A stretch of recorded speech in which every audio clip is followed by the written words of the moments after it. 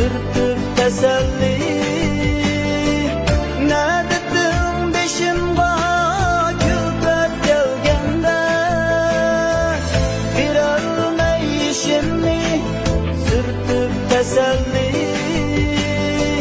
Ne dedim beşimde külfet gelgende, bulduk o aldığında dikmeyişimni. Ne dedim gururum azar yegende, bulduk o aldığında dikmeyişimni. Ne dedim pak süygüm azar yegende.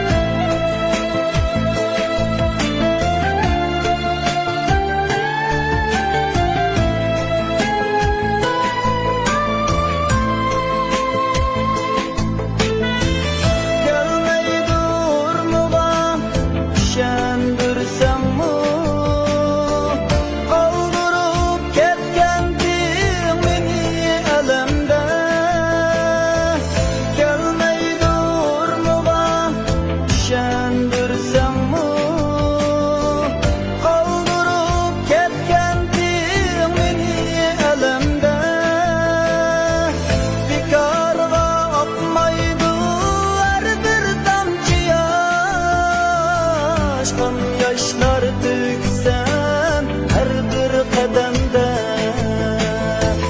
bir karga akmaydı her bir damcı yaş.